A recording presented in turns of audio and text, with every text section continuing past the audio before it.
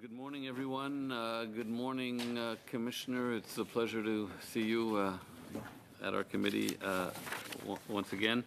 There are a whole list of people who are part of this meeting today as witnesses or resource people.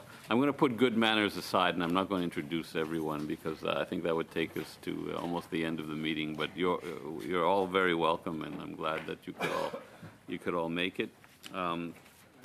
Before we begin, I just have one small order of committee business to take care of, which I'm hoping will only take us about 20 seconds, if not less. I would like to ask members if they would like to adopt the... Chair? Yes. I do have a recommendation for an amendment. Okay, yeah. And I'm not trying to hijack anything. It was unanimously adopted. Yeah, but it's about the Atlantic report. So that the committee hold 3 witness meetings by the end of 2023 on the title Power Projects at Atlantic Canada. Motion adopted by the committee on September 26, 2023. So the committee unanimously, said yes, we should do this study. Just add it as 0.7, and that's all I'm asking for. Well, we're almost at, I don't know if there's going to be agreement on this. I'm holding a meeting, a future business meeting on Thursday with the committee. Our meeting Thursday is future business. So perhaps we could discuss that then. Okay. Yeah, just I mean, we'll have a discussion probably much greater than we could have at the moment. Okay. Yeah. Very good. Thank you. So, go ahead, Mr. Commissioner DeMarco, for your opening statement. Merci, Monsieur le Président. Thank you, Mr. Chairman. We're very pleased to be here today to discuss 5 performance audit reports which were tabled in the House of Commons in April this year. I would like to acknowledge that this hearing is taking place on the traditional unceded territory of the Algonquin Anishinaabe people. With me today are Nicholas Swales, James McKenzie, Kimberly Leach, and Jean-François Nadeau, who were responsible for the audits. Our first audit focused on whether Environment and Climate Change Canada, Fisheries and Oceans Canada, and Parks Canada met the timelines set out in the Species at Risk Act for developing the documents that are required to support the recovery of wildlife species at risk. We also wanted to know whether the objectives set out in the recovery strategies and management plans were being met. We found that the 3 organizations' efforts to plan and report on the recovery of species at risk were slow and lacking, and that objectives were being met for less than half of all species for which there was sufficient data. What this means on the ground is that 416 of the 520 species at risk that have been reassessed since 1982 either showed no change in status or had entered a higher risk category. In other words, in more than 4 decades, the status had improved for only about 1 in every 5 species at risk. We also found large backlogs of progress reports that are intended to keep departments accountable and show whether the actions being taken are having a meaningful impact. Turning now to our second audit, which also focused on species at risk. We found that Environment and Climate Change Canada did not have a proactive approach to providing the minister with timely advice on using discretionary powers to protect wildlife species and their habitats. La loi sur les espèces en péril. The Species at Risk Act allows the federal government to step in when provinces and territories are failing to effectively protect species at risk and their habitats on non-federal lands. Since the Act came into force almost 20 years ago, a total of 3 emergency orders have been issued, and all were the result of pressure from sources external to the federal government. I will turn now to our audit on forests and climate change. The federal government launched the 2 Billion Trees program to counter climate change, enhance biodiversity, and support human well-being. We found that given the number of trees planted so far, this program is unlikely to succeed unless significant changes are made. As well, even if the 2 billion tree goal is achieved, the program's initial targets for carbon sequestration by 2030 and 2050 will not be met. Natural Resources Canada nearly met its goal to plant 30 million trees in 2021. The department fell well short of its 2022 goal of 60 million trees. Delays in signing agreements with planting partners not only have significantly challenged the department's ability to plant the number of trees it had planned for 2022, but the delays will also affect subsequent years, which have much more ambitious goals. Since the end of our audit period, we understand that some progress has been made in signing additional agreements. On the other hand, the department has announced that it is now counting trees planted under another department's program that has different objectives as part of the 2 billion trees program. If this program is no longer focused on planting 2 billion incremental trees, then the benefits of the program will be reduced. Notre audit de In our audit of emission reductions through greenhouse gas regulations, we examined whether Canada achieved its targets and contributed to the country's long-term climate change mitigation goals. Environment and Climate Change Canada did not know the extent to which the greenhouse gas regulations we examined contributed to meeting Canada's overall emission reduction target. This was because the department's approach to measuring emissions did not attribute results to specific regulations, recognizing that it is challenging to do so because of interactions between policy measures. Individual regulations, we found mixed results. The regulations aimed at reducing emissions from power generation achieved their targets, but some of the regulations that aimed to reduce emissions from vehicles did not. The department was also very slow to develop new regulations, such as regulations about clean fuels. Our last audit examined whether the Office of the Superintendent of Financial Institutions Canada incorporated climate-related financial risks into its risk management systems and frameworks for federally regulated financial institutions and pension plans. Nous avons constaté que le bureau. We found that although OSFI had recently made meaningful progress toward integrating these risks into its supervisory framework, full implementation is years away. In addition, OSFI did not view its role as including the advancement of Canada's broader climate goals. There is an opportunity for OSFI to consider how to adapt its role to further Canada's whole-of-government approach to climate change and sustainable development. Our reports show that climate change and biodiversity are intrinsically linked and that these two crises need to be addressed through decisive and concerted actions. Government has in place a range of policy tools to better protect wildlife, restore habitats, reduce greenhouse gases, and better prepare for climate change. The question I ask is whether the government will step up for our sake, for nature, and for future generations. Mr. Chair, this concludes my opening statement. We'd be pleased to answer any questions the committee may have. Thank you. Merci, Monsieur le Commissaire. Thank you, Commissioner. We'll go to the first round of questions with Mr. Deltel.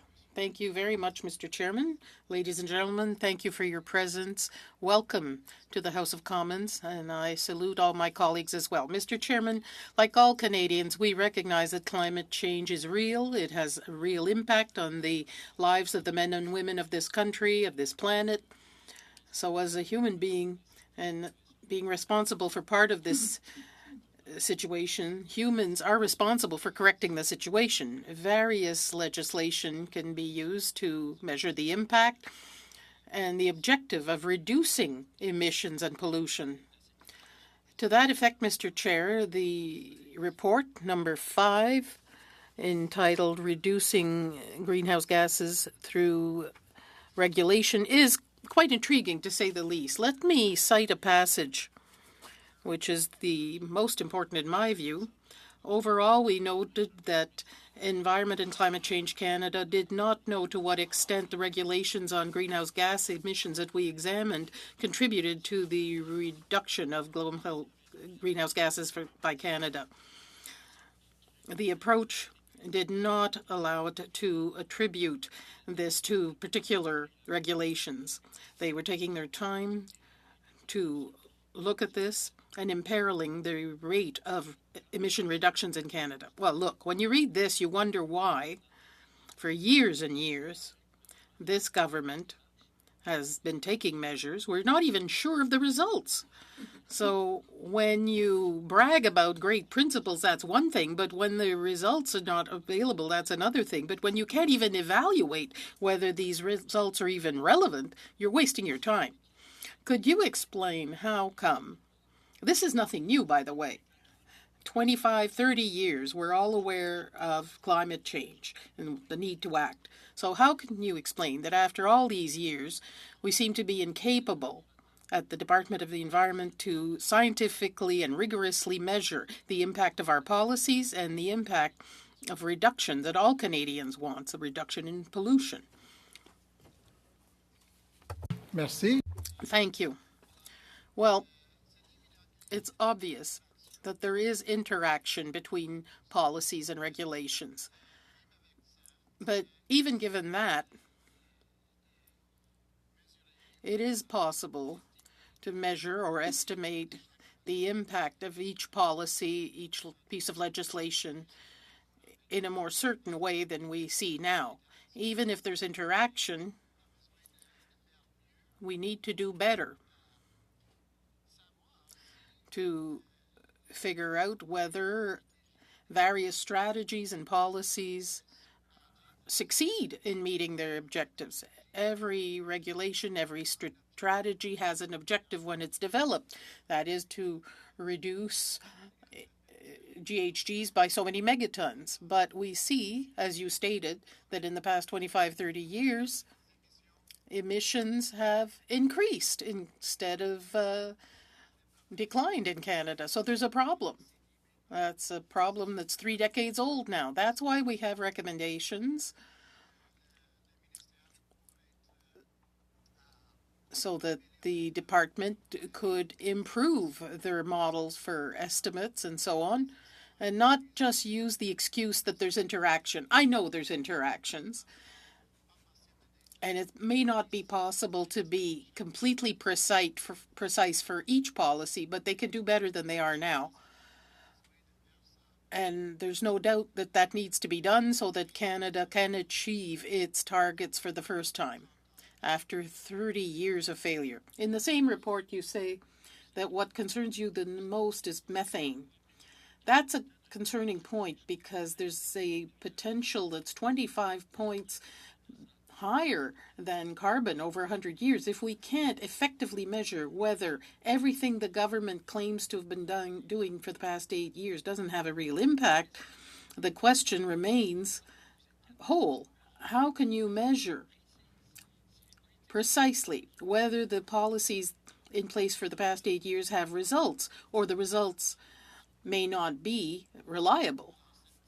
Well, that's a question for the department. They have to explain their approach. We noted that whether it's methane or forests, there's a problem with their estimates. We wrote many recommendations so that they can improve their efforts, both when it comes to more methane and forests in reports 1 and 5. But you can ask the department what they're going to do to better estimate methane emissions and net emissions in the forest. How much time do I have left, Mr. Chairman? A few seconds. How can you measure the impact of pollution in Canada when our main neighbor, the USA, is so close? When I look at very heavy industrial zones like Michigan, Detroit, that are stuck to Canada, how can you measure that the pollution we have in Canada is something we generated as opposed to what our neighbors generated? Well, there are effects that cross the border. There's no doubt about that when it comes to pollution. With greenhouse gas emissions, it's important from a global standpoint. So if the emissions are here or in Detroit, it contributes the same thing. So it's important for all countries to reduce their emissions, both Canada, the US, and all other countries. Thank you very much. Let me make my mea culpa here. I am advised that the 5 departments and agencies that are here today have opening statements to make, 5 minutes each. So I would ask members of the committee, would you prefer that we finish the first round of questions and allow them to have their 5 minutes, or do you want them to do their 5-minute presentations now and then continue with Mr. Longfield, Madame Posey, Mr. Bacharach after? Doesn't bother you? It's for Mr. Deltel, perhaps, because he will not have heard all the departmental presentations. So in all fairness to Mr. Deltel, Ms. Posey, your solicitude is very touching, but I think that I met my own objectives. Thank you.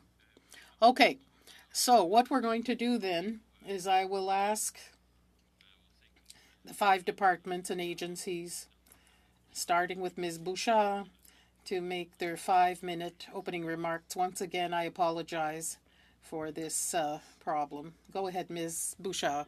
Good morning, Mr. Chairman and committee members. My name is Nicole Bouchard, and I'm the Director General of Biodiversity Management at Fisheries and Oceans Canada. I appreciate the opportunity to appear before this committee on behalf of the department to speak to the follow-up of audit on the recovery of species at risks.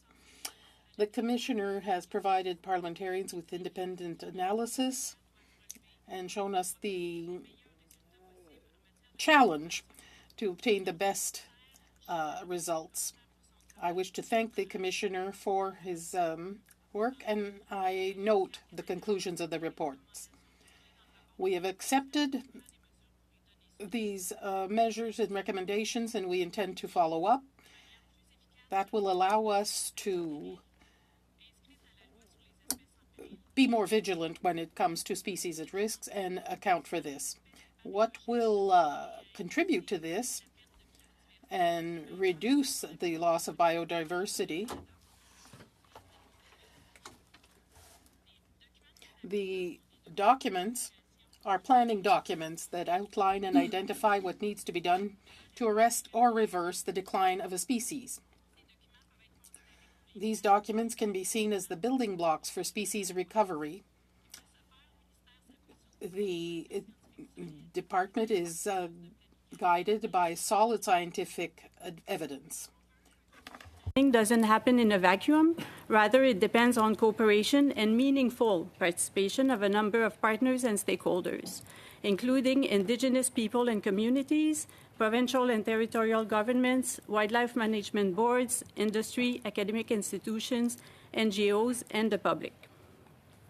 Engaging partners and stakeholders through the recovery planning process sets the stage for the successful implementation of recovery measures.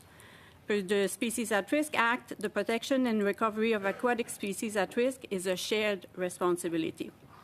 Partner and stakeholder buy-in is essential to future leadership, collaboration, and participation in advancing on the water stewardship and recovery project across Canada. Le rapport de vérification The audit report highlighted the need for federal departments to continue efforts to complete outstanding recovery documents and progress reports. Fisheries and Oceans has worked diligently to develop and publish recovery documents. As of March 31st, 2023, for example, 90% of listed aquatic species had a recovery strategy or management plan published, compared to 80% in March 2020. Since 2018, we've produced 48 additional progress reports, and as of March 31st, 98% of listed endangered or threatened aquatic species have a protection order, compared to 54% in March 2020. Fisheries and Oceans Canada has undertaken a review of its recovery document processes with a focus on implementing efficiencies, strengthening guidance, maintaining program capacity, and enhancing collaboration. In response to the audit recommendation, DFO has started an analysis of available data and information to estimate timelines and required resources to address overdue recovery documentation. This analysis will further inform improvements to the current recovery planning process.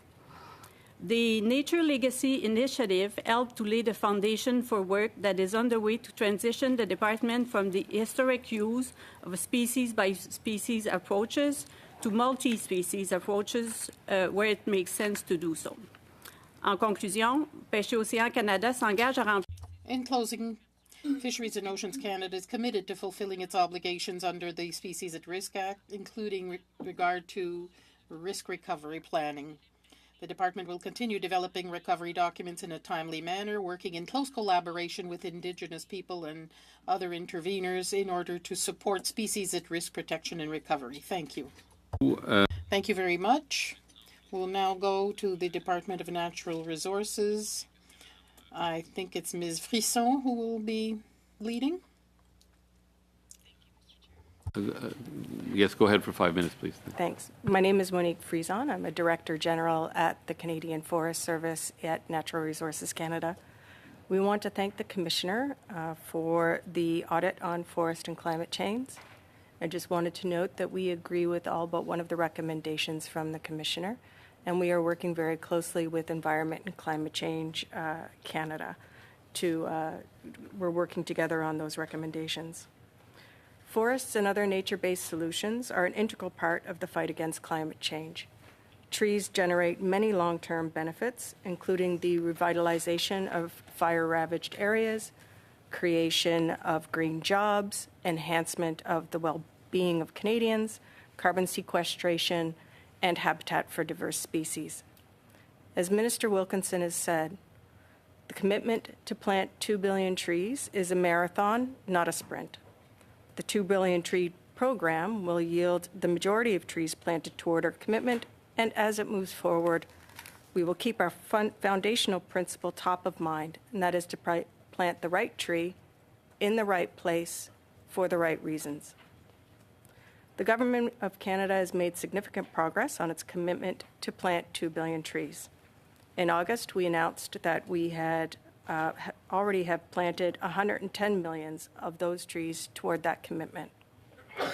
We have agreements signed or under negotiation to plant 370 million trees by 2031, and there's more to come because we will continue to fund projects that provide a wide variety of benefits to Canadians.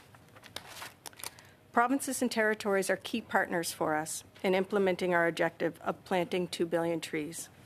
Minister Wilkinson engaged with his counterparts since this summer and the fire season to reiterate his commitment to working collaboratively with them to deliver climate change adaptation and mitigation solutions for Canadians, not only to recover from the recent and past wildfires, but also to adapt for the future.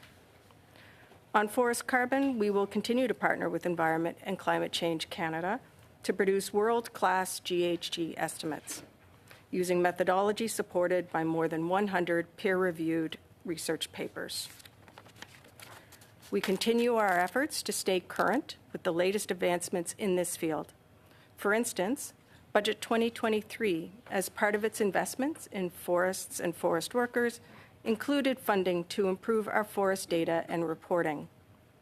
Our regular discussions with forestry experts and stakeholders mean that we are aware of the best available science, data, and best practices, as well as where we can improve.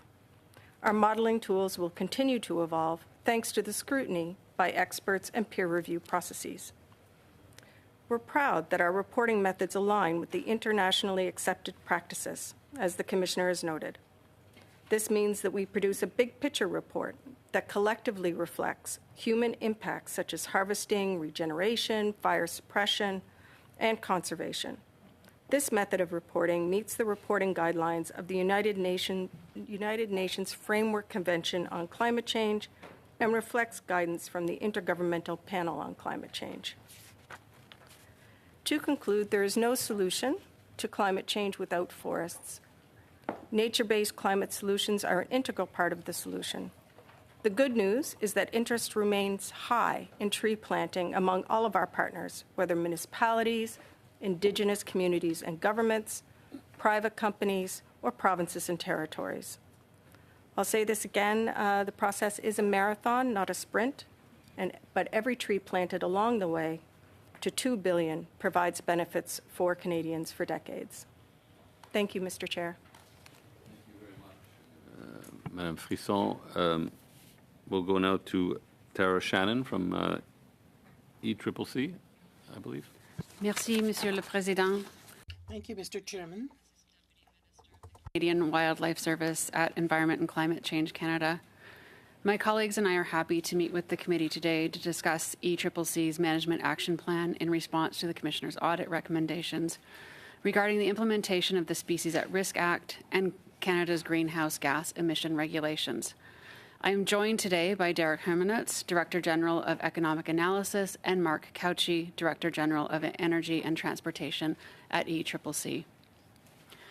The objective of Audit Report 2, as the Commissioner noted, focused on whether ECCC, Fisheries and Oceans Canada, and Parks Canada met the Species at Risk Act timeline requirements to develop recovery documents and related implementation reports, and whether the objectives set out in said documents were met.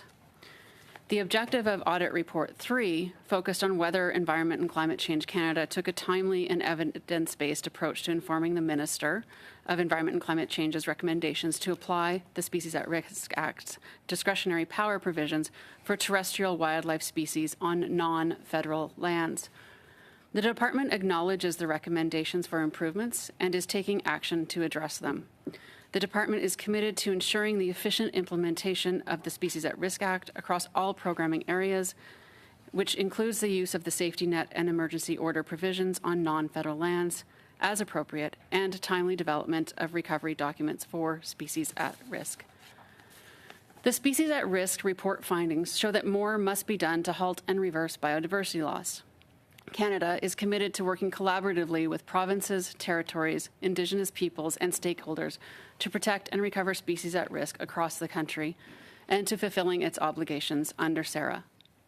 In terms of Report 5, the objective of the audit report focused on whether regulations administered by ECCC achieved their GHG emission reduction targets.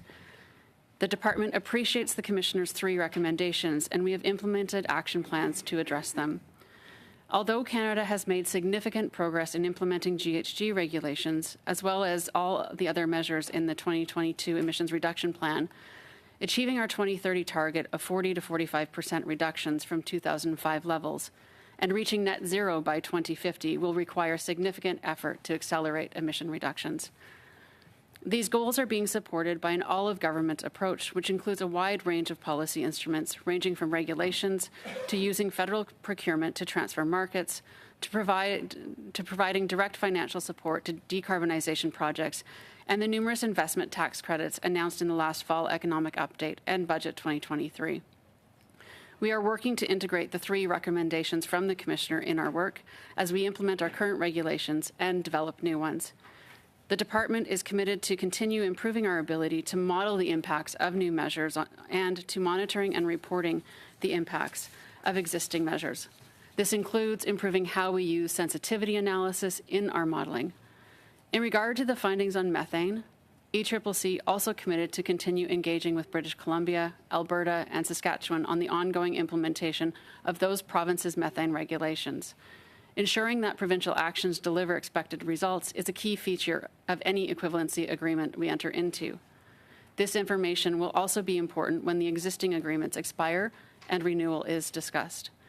In our action plan, we also committed to address the Commissioner's third recommendation to use the most recent measurement-based data to improve the accuracy of the oil and gas sector methane emissions that we publish in the National Inventory Report. This commitment was made in our most recent report. We are happy to respond to any questions. Merci, Monsieur le Président. Thank you, Mr. Chairman. Thank you, Shannon. So now it's up to Teresa Hines, who's online, I believe. Oh, I'm sorry. It'll be Mr. Tardif, I'm informed. Mr. Stéphane Tardif, the Director General for Climate Risk. Mr. Tardif, you have 5 minutes. Thank you, Mr. Chairman. And members of the committee. My name is Stéphane Tardif, and I'm the Managing Director of OSFI's Climate Risk Hub. And I'm joined by my colleague, Teresa Hines, Executive Director of OSFI's Regulatory Affairs Directorate. OSFI is mandated to ensure the financial soundness and operational resilience of the institutions under its supervision. We are responsible for the prudential regulation and supervision of federally regulated financial institutions and federally regulated private pension plans. And we supervise FERFIs with respect to their governance, solvency, liquidity, safety, and soundness, and operational resilience. It's my pleasure today to update you on OSFI's progress towards addressing the Commissioner's 5 recommendations regarding the supervision of climate-related risks. In March, we published Guideline B15, which set clear prudential expectations for the management of climate-related risks by federally regulated financial institutions. It also communicates expectations for climate-related financial disclosures and transition plans that consider both physical risk and transition risks. In June, to increase the breadth of our public outreach on climate, OSFI launched the Climate Risk Forum to consider raising awareness and building capacity within Canada's regulated financial sector to respond to climate-related risks. We recently used this forum to publicly consult on draft climate statistical risk data returns, a new tri-agency initiative with the Bank of Canada and the Canada Deposit Insurance Corporation. In early 2024, we'll also publish a What We Heard report on OSFI's website with this initiative.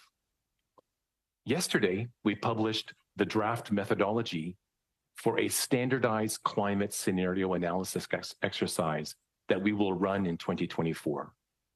This scenario analysis exercise will help over 300 regulated financial institutions build up their capacity to conduct climate scenario analysis.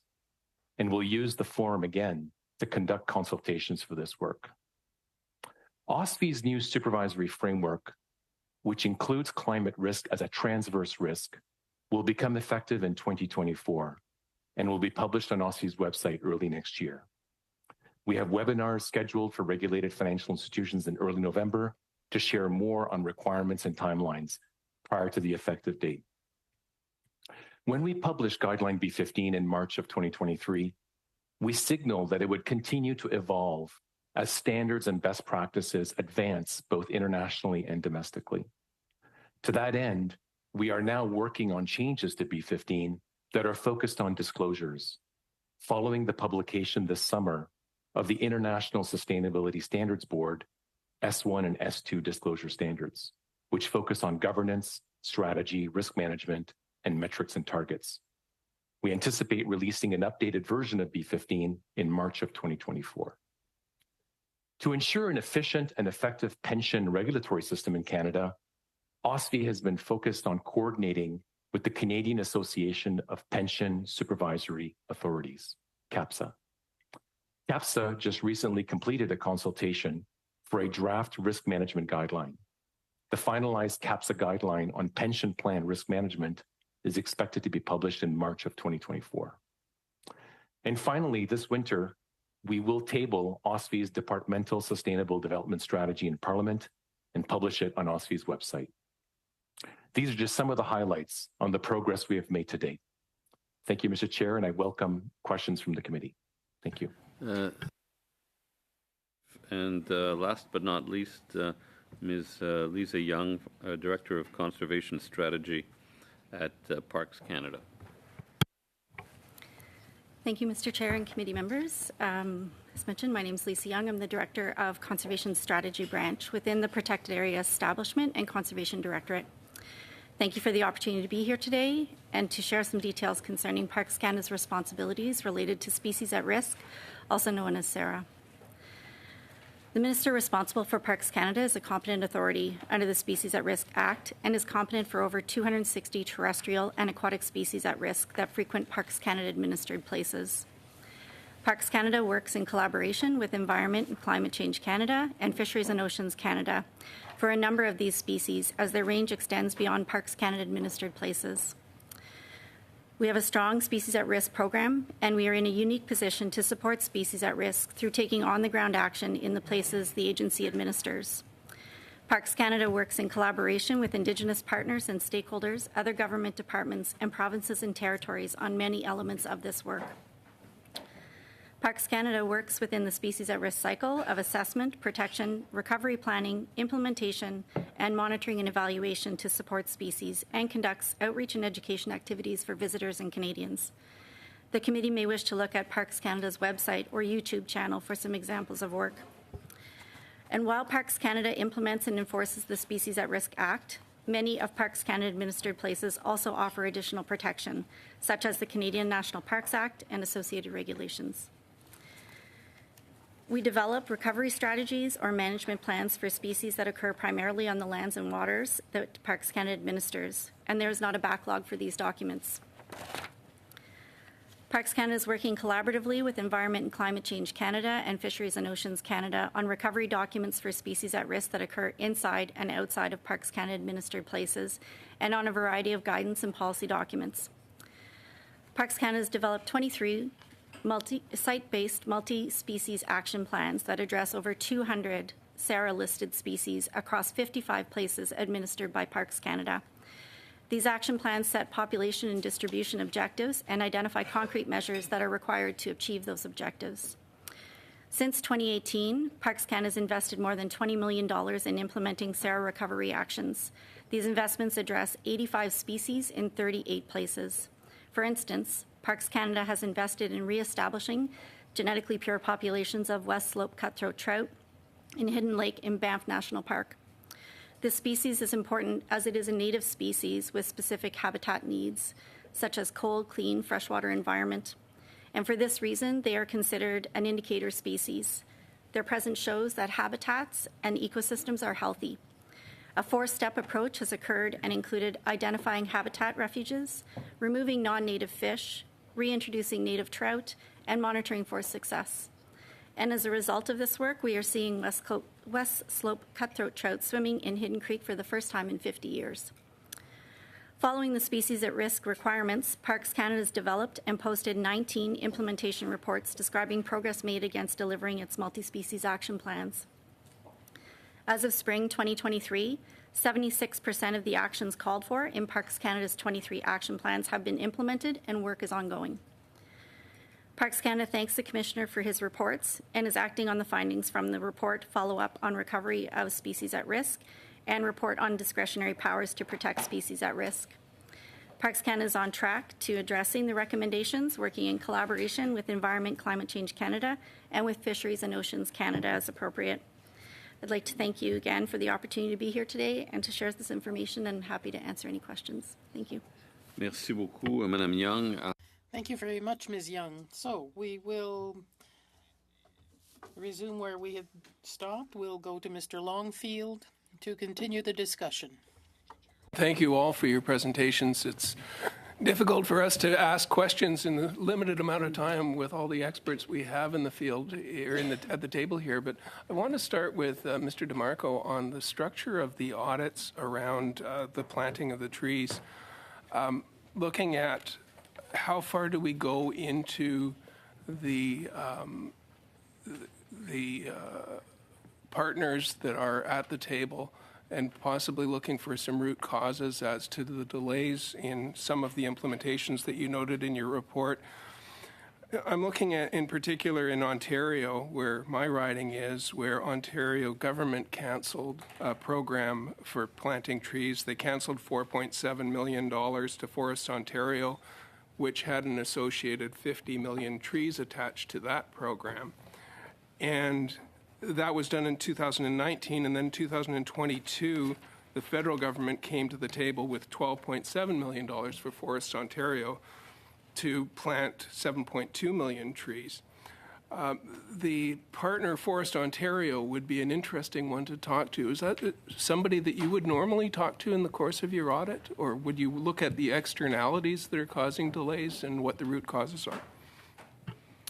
Yeah, so we looked at, we focused on the federal program, the 2 billion trees, and they do have partners that with whom they partner that also partner with provinces as well. There are several different tree planting programs. So our focus was on the 2 billion trees program for the first half of this audit, and then on the forest accounting for the second half of this audit.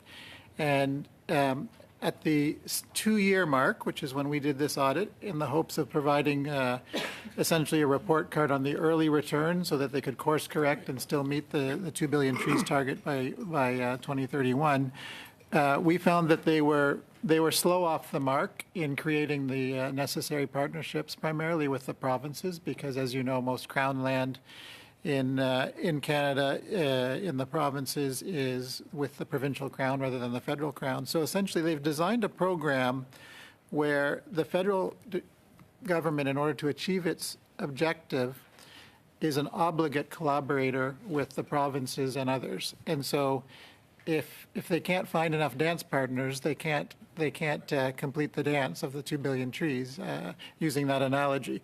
They've made some progress since we finished the audit in those partnerships, but they've got a long way to go. I know I have very limited time, but would you then work with the auditors in the provinces? I don't think Ontario even has an environmental auditor that you could partner with to see whether their programs are going to be moving forward or being audited. So we do discuss, there are commissioners of the environment at the federal level, Quebec and Ontario. And so we do discuss the audit topics that we're covering. And occasionally we will do a collaborative audit, like on climate change in 2017, 2018. So we do work with them behind the scenes, and also sometimes with a collaborative audit like the climate one. That's very important. Thank you for putting that out. And Ms. Frisson, in terms of the trees that are actually getting planted, I was at the Arboretum at the University of Guelph last Friday, and I had a walk through the Arboretum, which is an amazing thing to be able to do. They tie with Arboretums around the world, looking at species at risk in terms of trees. And I'm not sure with Ms. Young whether that meets the SARA lists or not, but species at risk also includes trees, but also would inform which trees need to go where. So working with the universities, and it seems to be a missing piece there, that it's not just a matter of taking all the seedlings of spruce trees and running around the country. It's actually a very targeted program. Could you maybe comment just a little bit on that? Yeah, the projects that we've seen so far have quite a variety to them.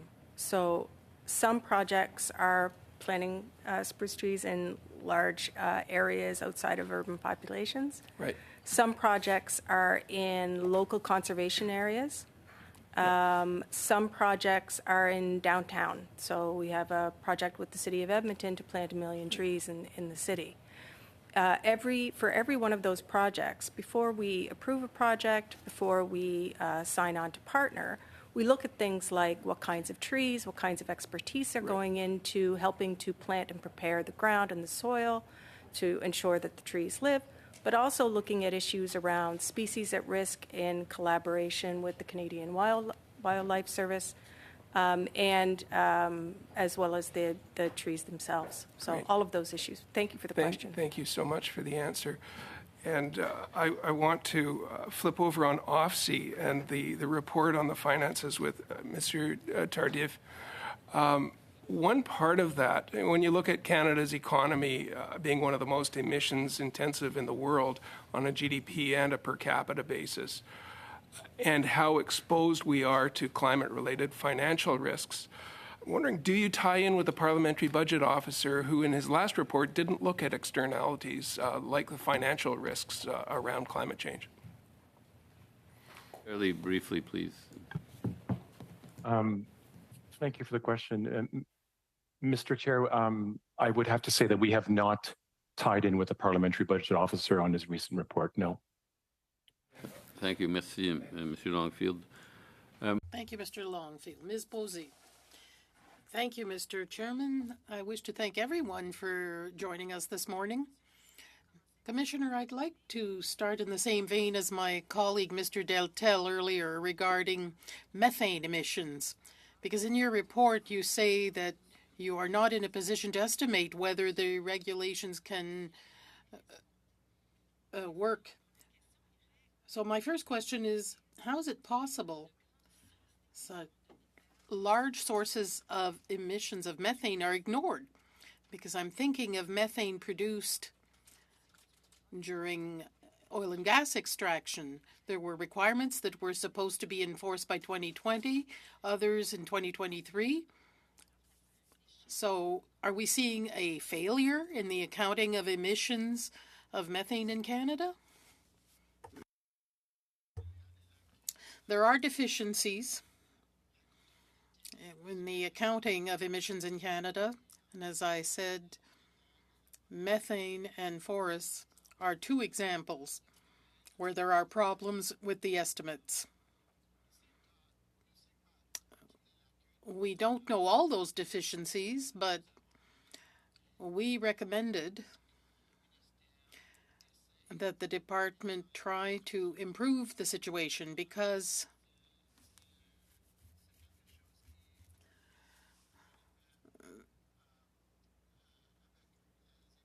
this is something that will affect future emissions, but also there's an impact regarding past emissions. We don't know Canada's baseline because there are many questions about methane out there. If the two departments agree and implement our recommendations, I hope that we'll have a better and more complete picture about methane in Canada. And that's very important because methane has a serious effect on global warming.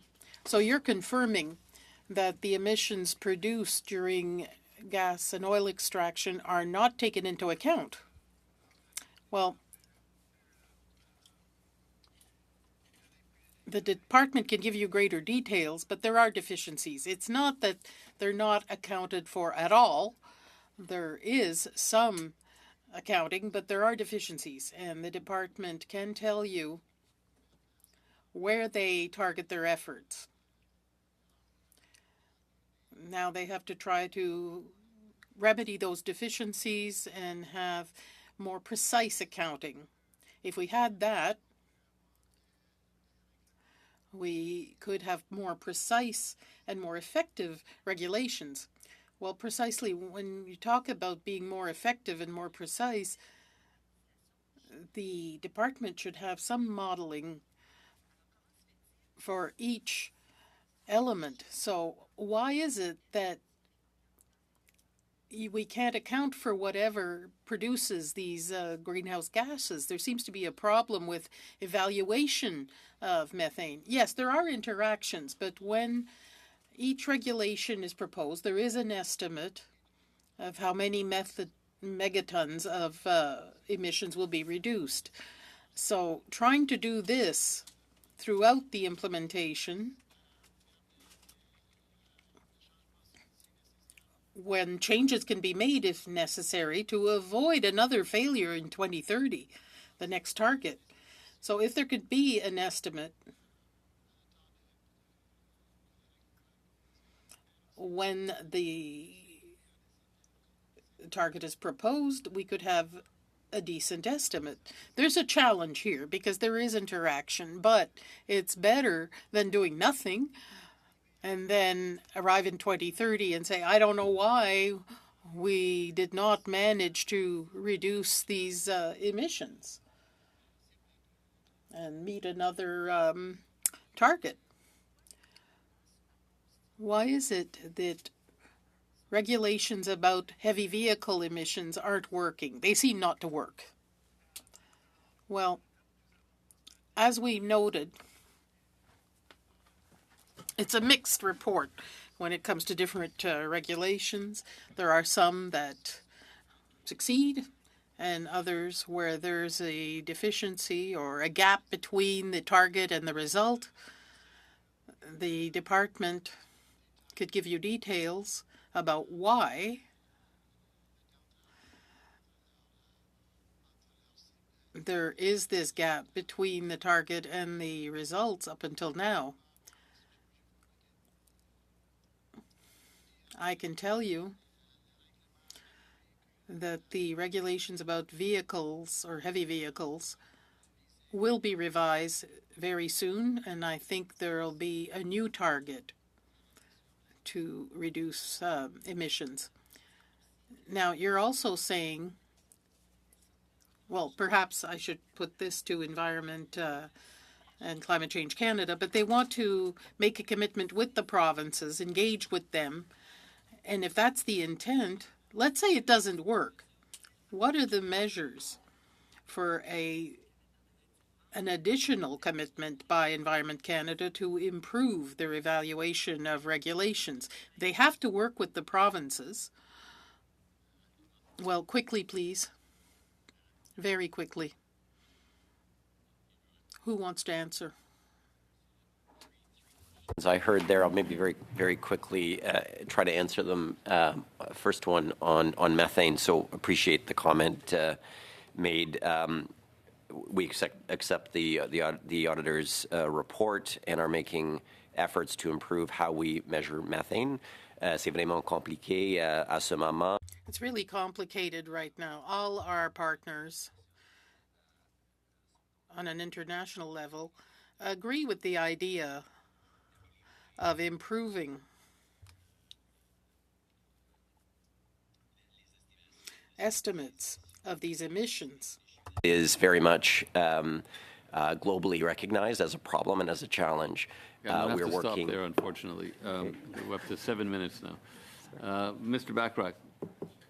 In the interest of equity, Mr. Chair, I expect I'll get 7 minutes as well. Yeah, equity is sometimes very difficult and thank you very much, concept. and thank you to our witnesses for appearing today. This is an ambitious meeting where we're going to try to ask questions about 5 different reports. So I'll try to be as succinct as I can. Starting with species at risk, Mr. DeMarco, one of the sentences that really stood out to me in your report was the fact that the federal government has only invoked emergency orders 3 times, and in all 3 occasions, it was due to pressure from external sources.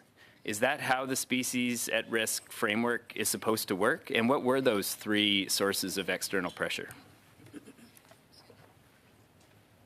Thank you for the question. And yeah, we are motoring through a lot of reports today, and I hesitate to tell you that we have 5 more coming in a couple of weeks, so hopefully we'll be back for those as well. And we're happy to do a deep dive on any of these issues in a specific hearing while we do the overview like we are today.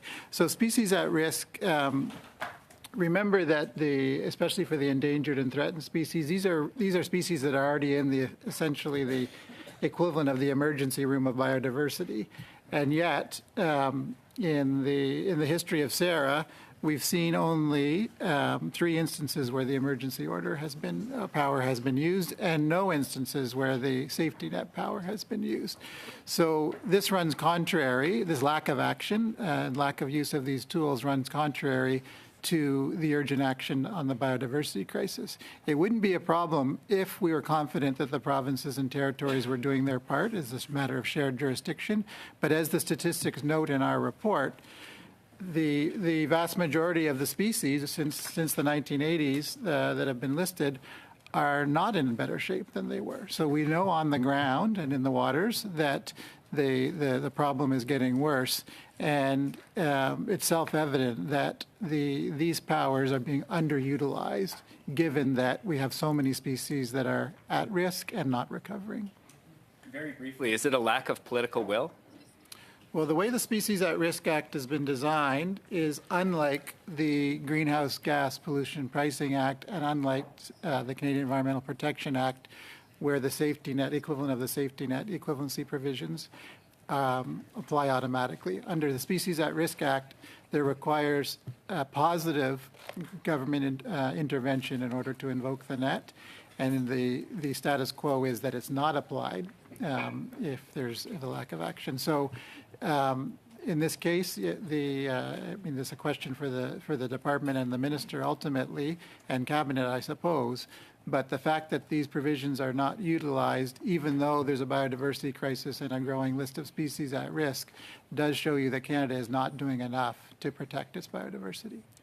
I think there was a yes in there somewhere, that it's a lack of political will. I'm reading between the lines. I'm going to, just in the interest of time, there are also serious concerns about the listing process. So your concerns that you've expressed in your report are about species that have already been listed, but there's also a concern about the listing process for species. I want to discuss specifically 2 runs of interior Fraser River steelhead. The Thompson River run this year, there were 371 fish that came back. That should be thousands of fish. It's the 8th lowest on record. The Chilcotin River, 134 steelhead returned, the 6th lowest on record. And yet these runs that are genetically distinct are not listed under SARA. Now, my question is for Ms. Bouchard from DFO. In 2018, a DFO scientist raised alarm bells about the editing of a scientific report completed by scientists regarding specifically these 2 runs of steelhead.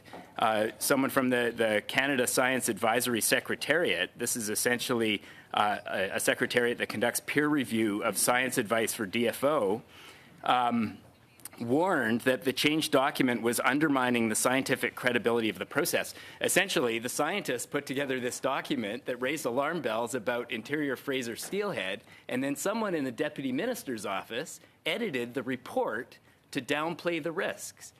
And that led to a decision by Minister Wilkinson in 2019 to not list interior Fraser steelhead. Has the department taken any measures since then to prevent non-scientific officials from editing scientific reports to downplay risks and prevent the listing of species under SARA? Unfortunately, I won't be able to.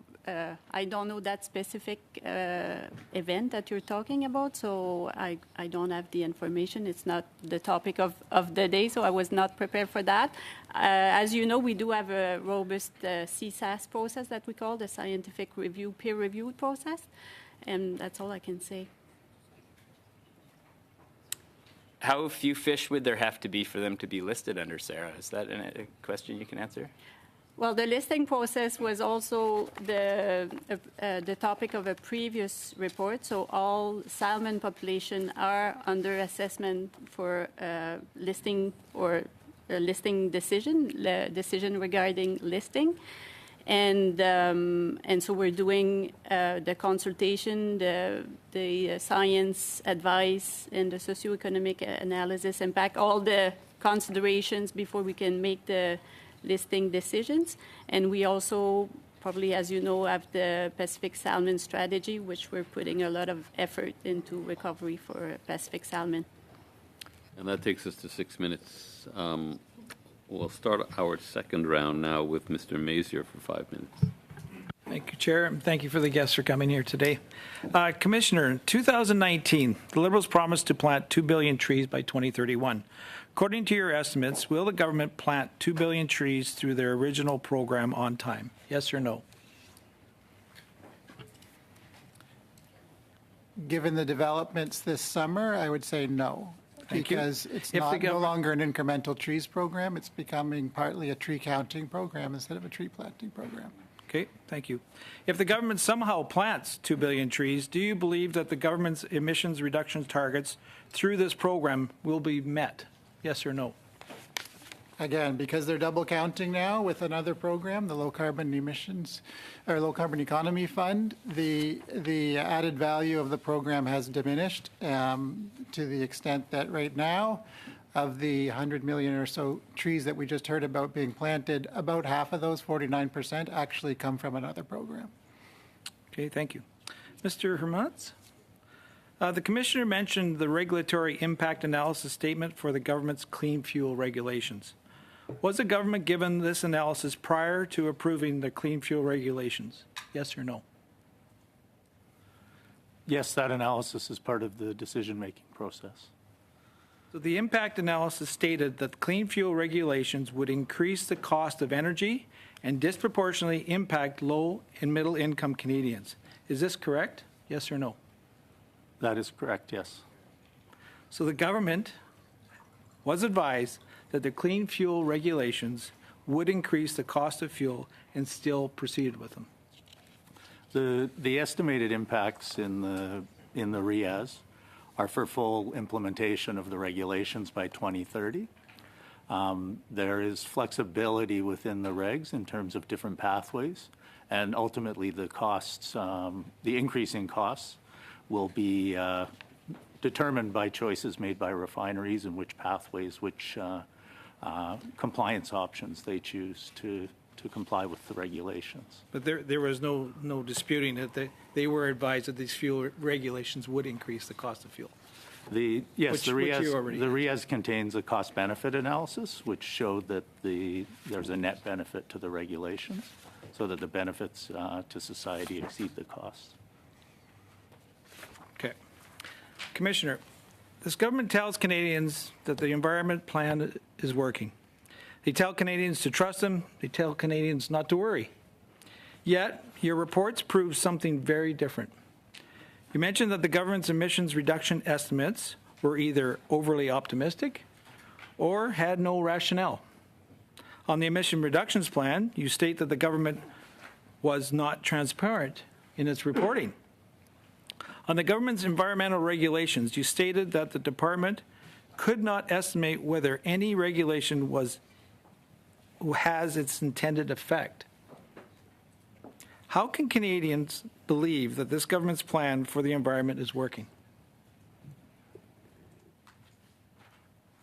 So the series of audits, and I'm going to go back from 2021 to now during my tenure as commissioner, the conclusion is on a net basis, on the climate file, Canada's plans have not been working over the past 30 years.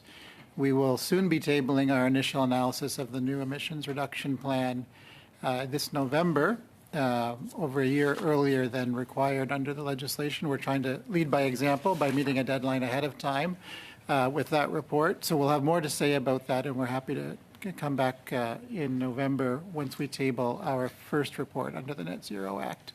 But to date, I can tell you, and the graph that is on the cover of our 2021 report shows that Canada's plans to date have not worked in terms of reducing greenhouse gas emissions. Greenhouse gas emissions are up from 1990 to now. Okay, thank you. Back to Mr. Hermans. Did the government conduct a specific analysis on how the clean fuel regulations would impact rural Canadians? Yes or no? The analysis includes regional breakdowns by different provinces in Canada, but does not have a breakdown of the impacts on urban versus rural. If so, even the regional, could you table those results? Yes, for sure. We can provide you with a copy of the RIAS and the cost-benefit analysis contained within it. Okay, thank you very much. You're welcome. That's it, Chair. Thanks. Mr. Van Koeverden. Thank you, Mr. Chair. Thank you to all the witnesses and experts who joined us today. It's a big group, and so far it's been cruising along pretty well. Actually, pretty impressed with how many folks we're managing to hear from today. So thank you very much for your contributions today. My first question will be for Mr. DeMarco. The 2021 ERP clearly shows that if other sectors exceed their 2030 targets in the emissions reduction plan, we still might miss our targets if emissions from the oil and gas sector continue to increase. So I have a couple of questions just with respect to the balance between emissions from electricity production, which you said are coming closer to, and correct me if I'm wrong, closer to meeting their targets than other sectors such as transportation. So the question that I would like to pose is whether or not you think it's likely that emissions from oil and gas sector, as well as electricity production and transportation, will possibly decline in the absence of any regulation or emissions cap from the oil and gas sector.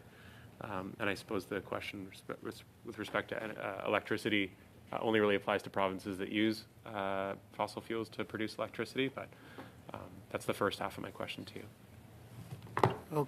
Okay, that's a big half. So let's try to cover off some of that. The question about whether oil and gas related emissions, so the two biggest sources of emissions in Canada are oil and gas and transportation, as I think you are aware. Whether oil and gas emissions will decline, and they do need to decline for Canada to meet its 2030 target and obviously to meet the 2050 net zero target. Can they decline without the imposition of a cap? Is that what you're asking? Well, conceivably, because there's so many different tools that you can use to reduce emissions, whether it's a regulation, a cap, an incentive, a carbon price. There's a whole bunch of different tools. Our office isn't here to say which tool should be used for everyone, but I know that the federal government is thinking of imposing an oil and gas cap. It could achieve reductions through a range of different tools, though. But I should add, though, that this historical and present belief that oil and gas production can continue to rise in Canada, especially from the more carbon-intensive sources, and that that we can still have a net reduction in emissions because of efficiencies. That hasn't been the case. You know, we've had increases in efficiencies over the last 30 years, but the total volume of production has outpaced the efficiencies, so that any of those efficiencies are drowned out by the overall increase in production. Canada has to get a handle on that and either make vast improvements in efficiencies or figure out something like a cap on emissions if it's going to actually add up to the 40% target in 2030 and the net zero in 2050. Thank you. You mentioned there, I'm going to probably skip the second half of my question just to focus on some of the things that you mentioned there. You referenced some of Canada's more carbon-intensive oil and gas products.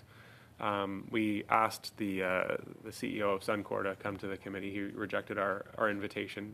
I would have loved to ask. We continually hear that Canadian oil and gas is the cleanest, the lowest carbon-intensive in the world. But then sometimes when you talk to others, you hear another story. Can you tell us what some of those more oil-intensive oil and gas products are in Canada and what the balance is and how that's different from other countries' products?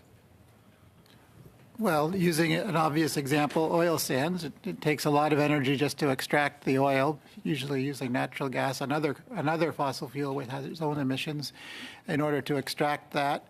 And that's not even counting the fact that then much of that fossil fuel is then exported and then combusted somewhere else, which also adds to climate change. So you get essentially a double whammy from the emissions related to the extraction and production, and then you have the emissions related to the combustion in a vehicle or boiler or a power plant overseas. So we can't continue to have this net flux of fossil carbon in the form of coal, oil, and natural gas from being underground or under the seas into the atmosphere while thinking that we can somehow limit warming to 1.5 degrees. If we keep having that transfer of fossil carbon from underground into the atmosphere, the planet heats up. There's no getting around that. Merci. Alors, c'est au tour de Mme Posé. It's now Ms. Posé, who has 2.5 minutes. Thank you. I think that the consequences, I'm going to get back to forests and trees and climate change. The consequences of incorrect accounting is that the targets will not be reached. That's quite clear. I think you said so a few times. So how could the government have claimed for years that its 2 billion tree program would help us achieve the 2030 target? There 70 million have been planted. They provide for 370 million more soon if we don't combine it with other programs. In addition, the forest fires that took place last summer destroyed plantings that were part of that objective of 2 billion trees. So we know that carbon capture is done years and years after trees are planted. So the government is anticipating planting some in 2029, 2030. So how can they claim that they will achieve that 2 billion tree objective? Well, it's still possible to achieve the objective of planting 2 billion trees, but there are problems, as has already been pointed out. They count the same tree twice with different programs. You can look at Exhibit 1.4 of our report, number 1. There will be carbon capture, but it'll take decades. So for 2030, it won't help. Those 2 billion trees won't help carbon capture up till then. In 2040, 2050, yes, when these trees grow, they will capture more carbon. So it's worth doing, but it will not help achieve the target for 2030. It may help a bit for 2050 and a lot more after that. Earlier, I think it was Ms. Frison, I believe, who talked about, well, in my mind anyway, the example was monoculture. You talked about spruce and conifers. Once again, let me get back to last summer's wildfires. It proved that monoculture is not a good thing. So was anything looked at in that regard? When it comes to the 2 billion trees, the only conclusion I can draw is that it's just an election ploy. Very quickly, please. 10 seconds. 90% of our projects so far have been with multiple species of trees. Thank you, Mr. Chair. Picking up on the trees, and I do think it's a little bit of a distraction given the really deep flaws with the program, but I'm curious whether, Ms. Frison, the commitment is to plant 2 billion trees or to have 2 billion trees alive at the end of the commitment period in 2030, 2031. I talked to a tree planting company that was planting trees this summer during a Class 5 drought in northern British Columbia. His estimate was that 75% of them would die. Like, it just seems like we're, maybe that's the question. Are we talking 2 billion alive trees at the end of the period, or are we just putting 2 billion trees in the ground and crossing our fingers? We are doing both. So we want to plant 2 billion trees. It's a whole of government commitment.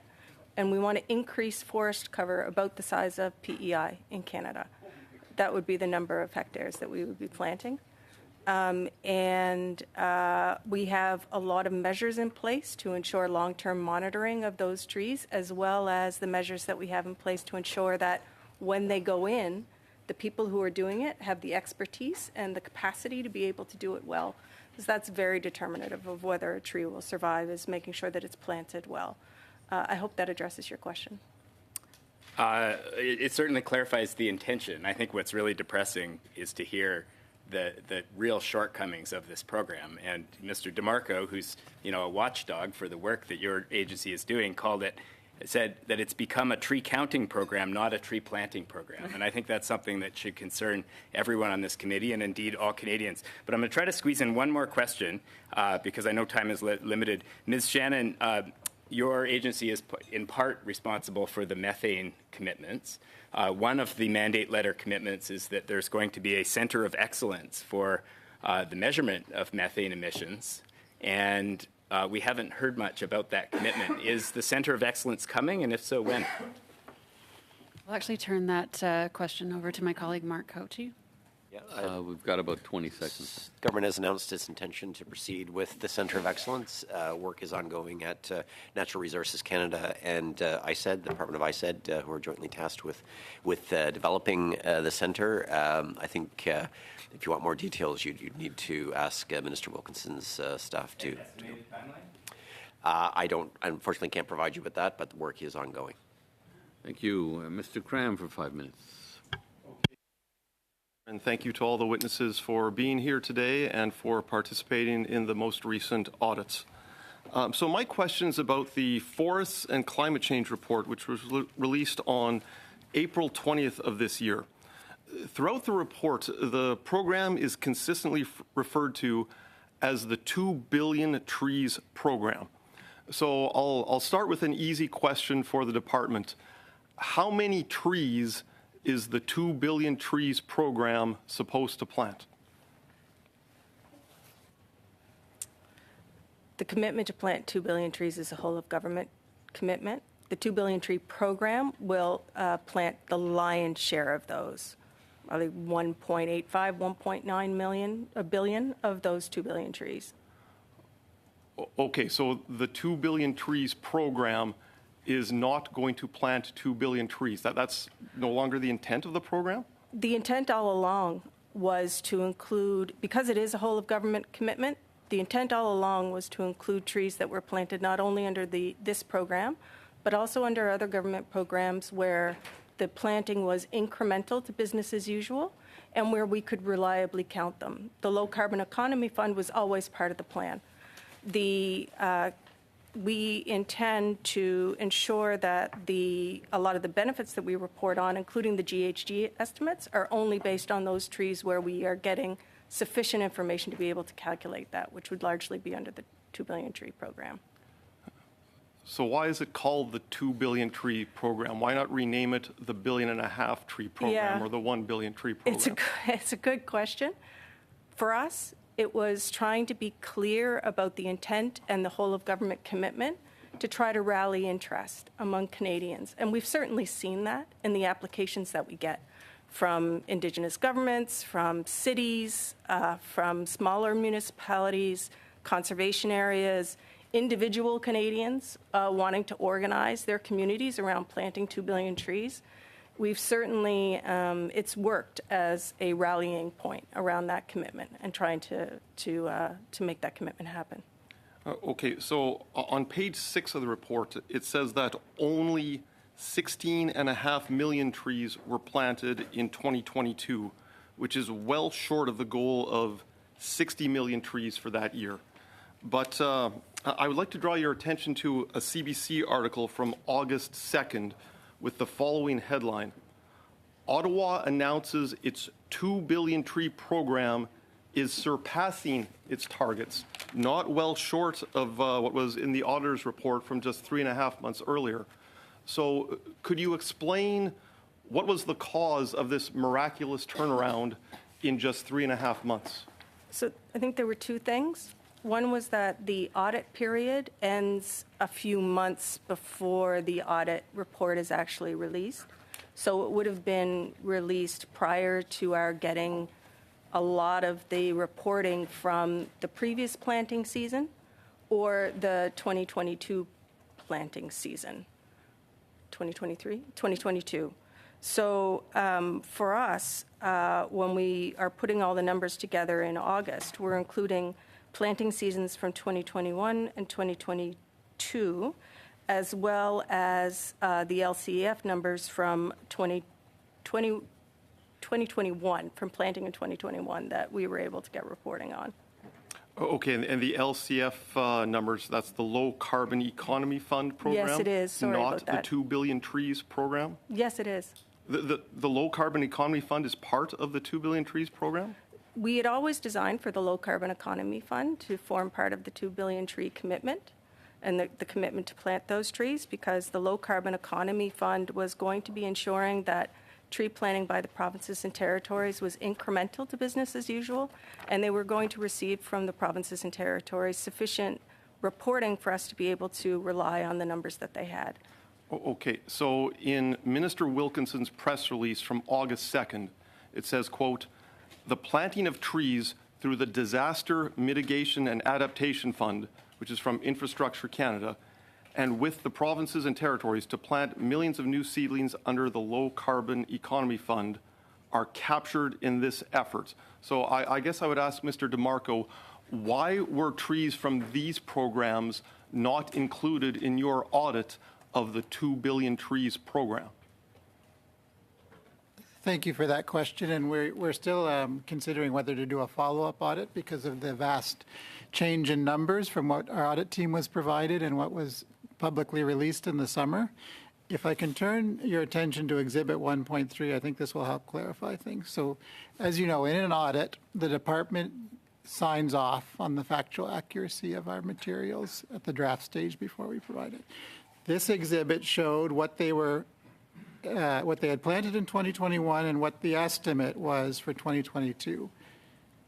They did not say we have the equivalent of what you would call trees receivable or accounts receivable from the Low Carbon Economy Fund in the number of 50 million, which would have doubled the numbers in here. They did not say, oh, we're just waiting for the numbers. Hold on, we'll have this. We were told this is what they were planting, and we were told that the program was about incremental trees, not double counting trees from other programs. We fully recognize, if I can just finish on this, Mr. Chair, if that's okay. Yeah, just a couple. We fully recognize that the constating documents, the originating documents for the program left it open that they could double count from other programs, but we specifically asked them what they were counting for 21 and 22, and there was no word about these other 54 million trees that they found since then. Okay. Madame Châtel. Ms. Châtel. Thank you very much, Mr. Chairman. Well, I'd like to stop looking at the tree and look at the forest instead and talk about report number 4. Mr. DeMarco, Mr. Tardif, I'd really like to hear your views on the importance of green finance and transition finance, which is a very important factor for Canada. I'm talking about transition financing in particular. And that will play an absolutely critical role to direct the capital of major banks, not just Canadian ones, but international ones too, pension funds who are immense investors, who will invest in companies who, through this investment, will be able to position themselves in the 21st century economy. And that's really a very important aspect of our transition toward a green economy and a sustainable economy. So I'd like to hear you about that. What can you tell Canadians watching us right now about the importance of your assessment of the report, but also, Mr. Tardif, the importance of OSFI for this absolutely critical role? I'd like to hear Mr. DeMarco and Mr. Tardif. Thank you. And before we go on to Mr. Tardif,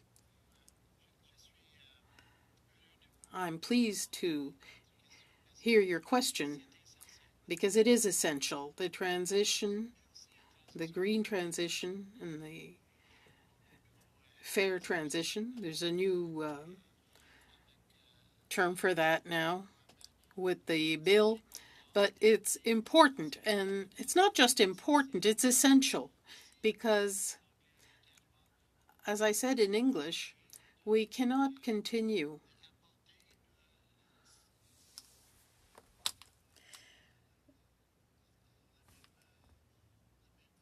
to have the same volume of carbon on Earth put into the atmosphere without catastrophic effect, be it wildfires or what have you. So the green transition is important, and it affects all sectors. It's not just a question of the environment now. It's a social issue. It's an economic issue. And it's an issue for the financial sector as well. And Mr. Tardif can explain the progress that the Office of the Superintendent of Financial Institutions has accomplished since our April report when it comes to the transition with financial institutions that are regulated by his office.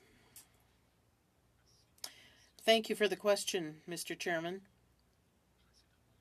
I'll try to answer the question. We at OSFI recognize that climate change and the answer globally could have a significant impact on the safety and stability of Canada's economic system. OSFI's mandate allows us to ensure that financial institutions under our aegis manage the risks of climate change on their security and stability. We know as green investments, we know that the Canadian financial sector will play an essential role, but OSFI has an obligation to make sure that financial institutions and pension plans under our responsibility are in a position to manage the risks, not manage investment plans of our financial institutions. Anything that can contribute to improving, I'm talking about the taxonomy here that is being developed by this government. It can help with this transparency of investments. And all these efforts that will support and contribute to the stability and confidence of Canadians in the financial sector are a good idea. But the work of OSFI and Guideline C-15 involves risk management, the quantification of risk, and not encouraging or discouraging certain investments. Okay, thank you very much. So we've just finished the second round. We have enough time for a third turn, a complete round. So we'll begin with Mr. Leslie for 5 minutes.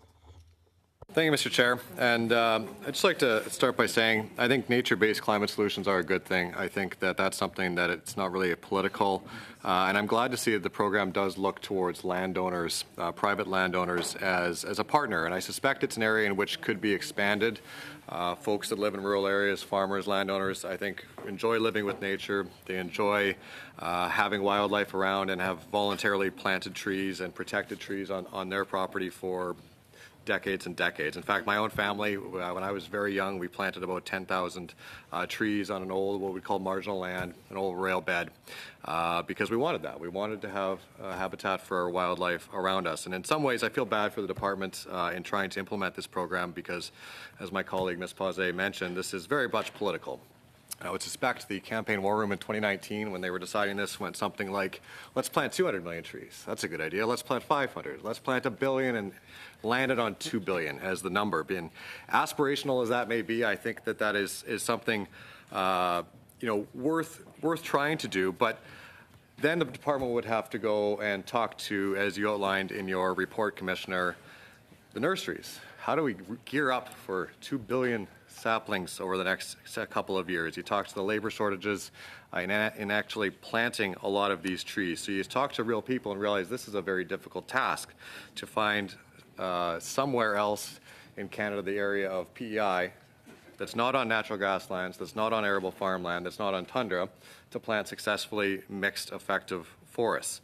So, Commissioner, my question to you is, do you think the department has a plan with enough detail to actually figure out where we can plant all of these trees successfully without doing funny math of counting other programs' trees? You can ask them if they have a plan. I think they have agreements in place and agreements in principle to get them to 300 to 400 million at this stage of the 2 billion, and there's still plenty of years left, so they could do it. Is there enough land in Canada to accommodate 2 billion incremental trees? Yes, definitely there is. but it should not be done in a way that replaces natural grasslands or fills in wetlands or things like that. Obviously, it should be in areas that have already been degraded and that could benefit from not only tree planting, but as we emphasize in our report, ecological restoration. So planting a forest is much more important than planting a tree farm. And there's been, recent scientific studies about the adverse impacts of tree plantation approaches, which, sure, they can maximize in some cases carbon sequestration, but they might actually have a net detriment to local biodiversity and human well-being. So if they could dovetail the 2 billion trees program with the new global commitment around restoration arising from the United Nations Convention on Biodiversity Conference in Montreal in December about the restoration goal, then we could have reforestation and habitat restoration as opposed to just counting trees and counting carbon. Thank you. And just on the application, I know there was about 200 applications come in, 23, maybe more, have been signed since the end of the audit period, 71 waiting signing. In your estimation, Commissioner, why does it take so long to sign these deals? What is the actual hindrance from a likely public service side of things that is getting in the way of these agreements from being signed faster? And do you think the remaining 100 or so applicants from the first intake are on pace to be signed anytime in the near future? I hate to pass the buck, but I have no idea what causes the delays within the department right now. I think the department would be best positioned to address that question. Happy to have them answer, but if I could also ask at the same time, how many public servants are currently working on this program specifically to try to implement it?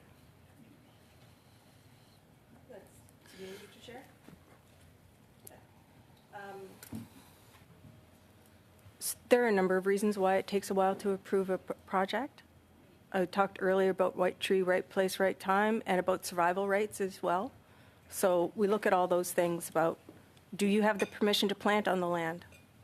So about the private land ownership and the ability to do that. What's your plan for species? Who do you have involved? Where are you going to get the capacity for advice on how to prepare the soil? And in some instances, you're going to need an access for nurseries. Where are you going to get your seedlings? How is that going to work? What other permits do you need to have? Do you know what permits you need to have for the particular jurisdiction? So there are lots of things that we need to consider before we enter into an agreement with a partner to make sure that we're getting that right tree, right place, right time. And that's a lot of the reason. For the number of employees, I can get back to you on the exact number. I would say it's about 50, Sure. but I'll get back to you. Thank you. Yeah. There's quite a Sorry, difference. we're out of time. I give you a bit more time there because it was interesting. We'll go now to Mr. Van Koeverden for 5 minutes. Thank you, Mr. Chair. My question's also about trees. In fact, it's going to open with a statement. I suppose on the weekend I took part in a tree planting event. I got really cold because it was freezing cold and raining. Planted about 200 trees as a group. It was through the 2 billion tree program. And I just wanted to say and reinforce that community groups like Trees for Halton Hills and Conservation Halton are inspired by the ambitious proposal to plant 2 billion trees, and they have and are currently still looking for more solutions to plant them in urban areas, in suburban areas, in already conserved areas, and areas that have been affected by fire. So I can speak for them today because we announced a couple $100,000 for 250,000 trees. I think they've got quite a few trees in the ground already, and I can state confidently that Conservation Halton is our greatest ally in the fight against climate change in Halton region and beyond. They're doing great work. But I did want to ask about mitigating fire risk and the loss of trees due to wildfires. If you could provide us with some kind of estimate about how many trees were lost, particularly mature trees were lost in this year's remarkable and unprecedented wildfire season, and how more than ever the 2 billion tree commitment is important. We don't have a count for the number of trees. We see that it's about a little bit more than 18 million hectares were affected by wildland fire this year. So it's quite a lot. It's far more than we've experienced in the past. That's about 6,500 or more than that individual fires across the country. The 2 billion tree program can help in at least two ways, probably more. One is that some fires that we've seen in the last number of fire seasons burn so hot that it burns the soil level. It burns below the tree level and it burns the bacteria. So those areas will not regenerate naturally, and you have to go in there and intervene in order for those areas to regenerate. So that's one way that 2 billion trees can help. The other way that it can help is by encouraging provinces and territories, or not encouraging them because we know that they're already thinking about it, to support them in planting trees and thinking about the ways that they're managing their forests to ensure resiliency and adaptation in the long run, and protect communities. So, for example, in the funding that we recently announced with the Yukon, they're going to be creating, using their 2 billion tree contribution to create fire breaks and to create some protection for some of the communities that might be affected in the future by fire. Sounds like a really important innovation. Thank you very much. My second question is for Monsieur Tardif, if that's okay on time. Mr. Tardif, the OSFI should ensure, you stated that they should ensure that we have a strategy for addressing climate-related financial risk as consistent as possible among federally regulated pension plans. And we've read over the last couple of weeks that 2/3 of Albertans are really frustrated and afraid that their pensions might be taken over by the province, and a lot of those funds would undoubtedly be reallocated and invested into oil and gas. Do you share that concern, and do you think that providing some sort of a sub-sovereign or provincial pension fund would add risk to those portfolios? Mr. Chair, thank you for the question. Interesting question, and I would say that I'm not well positioned to comment on Alberta's initiative with regards to its pension plans. What I can say with regards to the work that OSFI is doing is trying to ensure some consistency, some level playing field between the small percentage of assets under administration of federally regulated private pension plans, as well as working with provincial regulators to ensure there's a consistency in expectations with the broader set of pension plans that are regulated by other supervisors in Canada. But I cannot speak to Alberta's specific initiative that you're referencing in this question.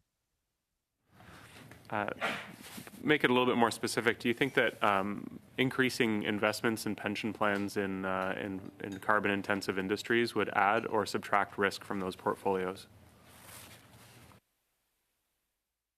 Mr. Chair, increasing investments in carbon-intensive industries would increase risks to assets under administration over long periods of time. Thank you very much, Mr. Chair. I yield the rest of my time. Okay, thank you, Mr. Vancouver. And Madam Posey. Ms. Posey. Thank you, Mr. How much time? 2.5 minutes. Okay. Well, I'd just like to make a little introduction about trees. Given all the questions that were asked, the only conclusion I can draw is that people have lied. The government lied because they knew full well that planting trees would not contribute to attaining the 2030 objectives. That's quite clear. Cannot be any clearer. Now, I'd like to focus on Report 4. Perhaps that's for you, Mr. DeMarco, or Mr. Tardif could answer. What are the risks, concretely, encountered by Canada's financial systems if they don't integrate climate risk? Because we are behind here. You said this. We're behind the UK, the EU. We are really lagging behind. So what are the concrete risks if this is not integrated rapidly? Because as you said in your introduction, full implementation will take years. So we know that this is urgent. So could you give us some details about the risks, please? Yes. There are two categories. There's the physical risk and the transition risk. Physical is simpler: flooding, forest fires, loss of infrastructure because of catastrophes.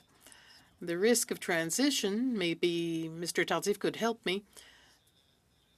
It's the risk involved in changing the economy, changing the rules, changing legislation associated with the transition, the green transition. Perhaps Mr. Tardif could also answer in greater detail about the transition risk. Well, if Mr. Tardif could send us something in writing, because I have another question before that. I'd like to get an answer to that question. So, Mr. Tardif, if you could do that, please. We know that Canada's economy has one of the highest emission rates per capita in the world. So, is Canada further exposed to financial risks related to climate? Yes. Yes. Canada is exposed to risk. We see this already. This is not an academic question now. We see this.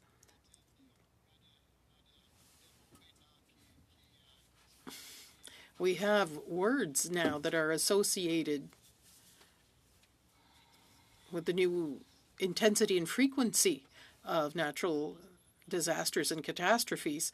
Yes, Canada is exposed to risk, but also has a lot of opportunities because we have a lot of natural resources and renewable resources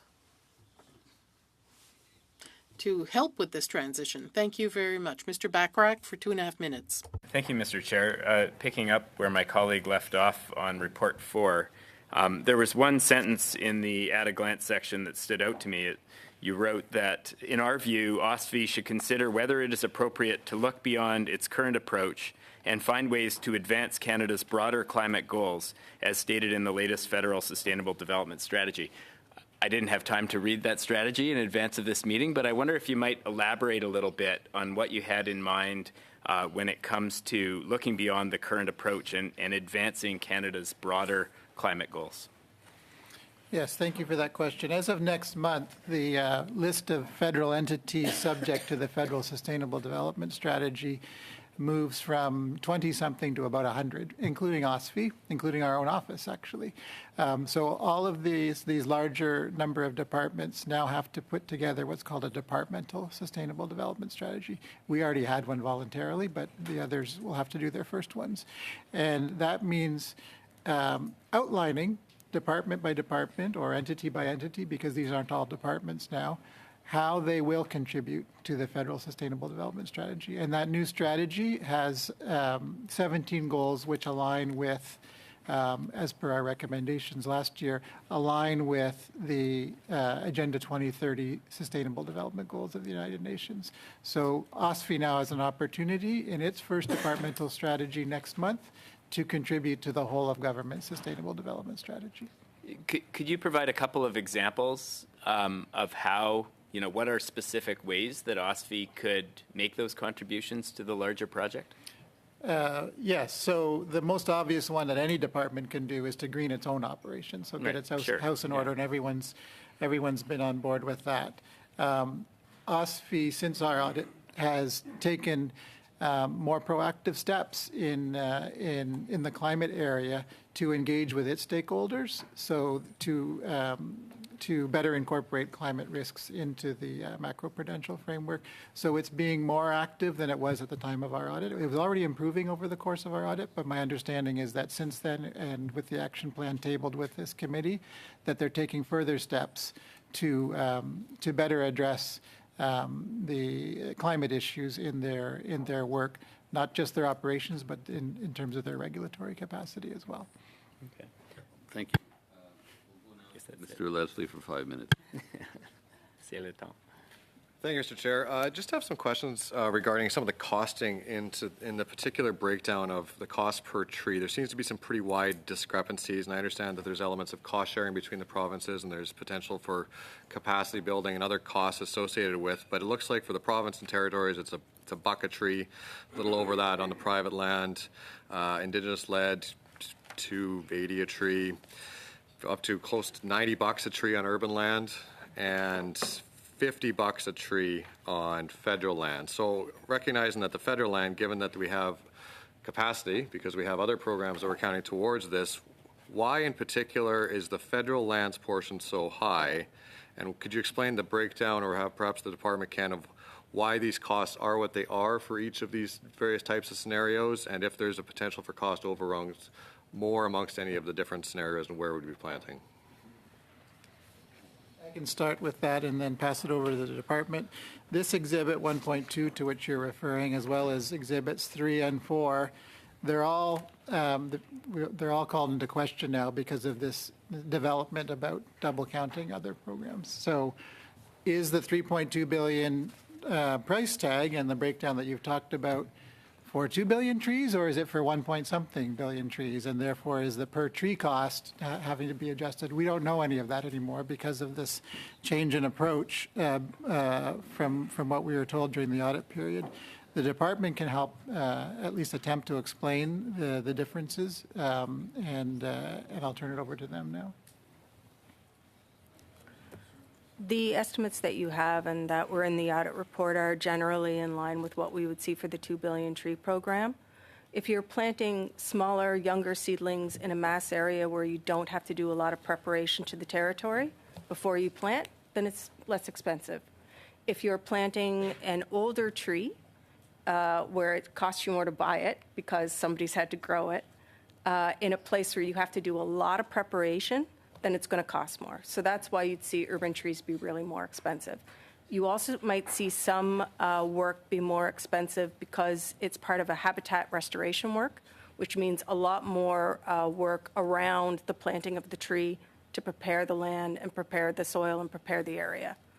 So I hope that that covers it. Thank you. And just last question, Commissioner, before I yield the rest of the remaining time to Mr. Cram. You've mentioned several times the double counting. Why do you think that the government is doubling down on this double counting plan of theirs? A lot of doubles in there. I'll try not to engage in any double speak in responding to that. So I don't know what the motivation was, other than, good news is better than bad news, and we unfortunately sometimes are the bearer of bad news, but not always. Some of our reports indicate that things are going smoothly. Whatever their motivation was, it sounds today as if these other two programs, the LCEF and the disaster program, aren't intended to contribute a large portion of the 2 billion trees. So it's still open to them to say, okay, let's revert back to planting 2 billion incremental trees and keep it simple. That's something that's open to them to do. Okay, thank you, Mr. Leslie. I would like to read one quick quote from Minister Wilkinson's press release from the August 2nd media event. He says, quote, "Yearly planting numbers will fluctuate depending on a variety of factors like individual tree species life cycles, soil conditions, extreme weather events such as drought or wildfires, reporting timelines from program recipients, and seasonal climatic variation. For these reasons, the government will be adjusting the way in which it reports on progress made under the 2 Billion Trees program." What do these reasons listed, like the tree species life cycles, what does that have to do with counting trees from the other two programs? There are about 4 months of the year where you can plant a tree in Canada, usually, in most places. It's only those 4 months. So weather conditions, the conditions of the territory that where you plan to plant, like one of your colleagues mentioned earlier about really dry conditions, it will affect whether or not you're going to. Fire season will affect too, this past fire season, whether people were able to plant. When it comes to looking at progress, one of the things that we have to focus on, given some of the comments too, I think that some of the members made about how much work goes in for the nurseries, getting the seeds, putting all of that in place, and the land permissions, we really have to focus on multi-term, multi-year agreements with partners, where we're looking at providing them the certainty that they need to set up all those relationships that they need to get the right tree in the right place, right time. So because of that, we really need to look at not just what was planted in, the last planting season. We need to look at what are all those partnerships and relationships that we have in place over the long term to ensure that we get to the end objective at the end of 2031. Thank you very much, Mr. Last but not least, Mr. Longfield. Mr. Chair, and I'll be sharing some of my time with Madam Chattel, who's transferred into our committee recently from the Finance Committee. We're both concerned over getting as much as we can on the table around OFC.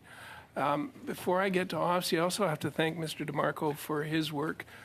Working with this committee when we did the Climate Change Accountability Act, I can see Mr. Bacharach and Madame Posey here. That was a lot of really tough lifting that your department helped us with.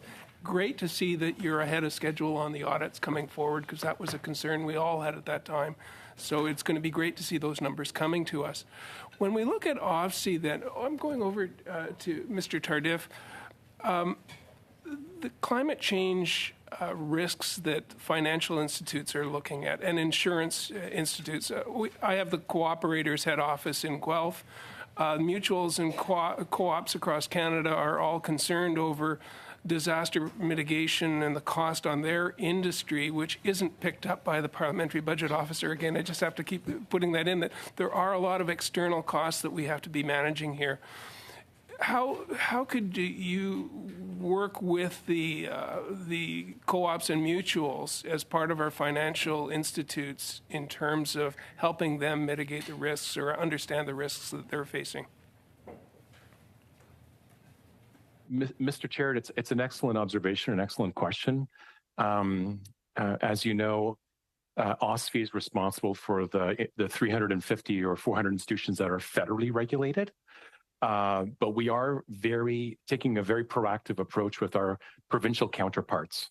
So we're working with all provinces to ensure that they are at the table when we're developing prudential guidance, for example. I'm very proud to say that we are one of the only regulators in Canada who have published prudential risk management guidance. Yesterday we published a standard on scenario analysis methodology. And throughout all these processes, we partner with the provinces and share as much information as we can to bring them along so that there's sort of a pan-Canadian approach to regulating climate-related risks, whether you're provincially regulated or federally regulated. So it's something that we're very conscientious of at the office. Change approach on the price on pollution. If that disappeared, if somebody axed the tax, just to use a phrase, that would have a massive impact on the industries that you're working with. I'm sorry, I had really bad audio at the beginning of the question. Is it possible, Mr. Chair, or just to repeat the beginning of the question? Please go ahead. Thank you. Okay, my light is on. If the pan-Canadian climate change pollution pricing system that we have in place, if the tax was axed, as some parties are asking, or one party is asking for, that would have a massive risk impact on the rest of the industry. Would that be a fair statement? Mr. Chair, I don't think I'm well positioned to quantify the impacts of axing the tax, to use your term. I think what you're all talking about is removing the price on carbon. No, I'm joking, but... Chantal, thank you. Merci beaucoup, Monsieur. Thank you very much, Mr. Chairman. I have a question because we've talked a lot about protecting biodiversity, species at risks on provincial land and private land. But when it comes to public lands alone, Gatineau Park in my riding, for instance, has 90 plants, 50 animals that are at risk. That's an NCC study reporting that. That is the second most visited park in Canada. There is a need for legislation to help the NCC manage and protect species at risk. So what I'd like to know is, yes, it's all very well to do something on lands and tell the provinces and the private sector how to manage things, but what is the federal government doing on its own land?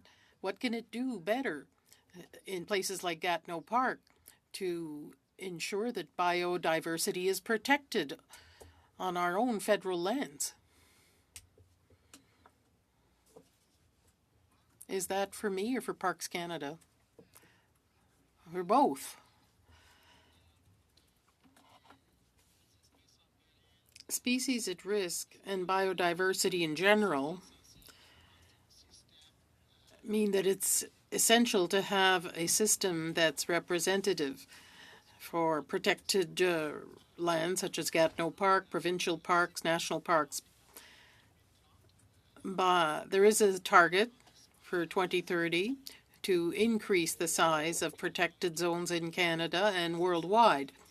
And that's very important because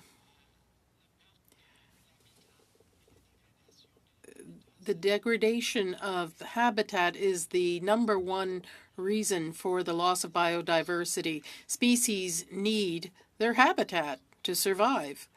There are all the risks as well.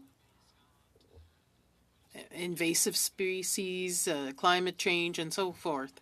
But the protection and restoration of habitat is probably the most important thing in Canada to better preserve and reestablish species at risk. Canada needs to do much more with the new targets of 30% by 2030. Okay, I wish to thank you, Commissioner, and all the witnesses representing the departments and agencies. Parks Canada. This was a very good discussion, and personally, I greatly appreciated it. We know, Commissioner, that you will be tabling your report for the fall very soon on November 5th, I believe? November 7th. Okay, I'm sorry, November 7th. And I wish to tell you and inform you that we've already taken measures to invite you back to appear shortly after the tabling of the fall report.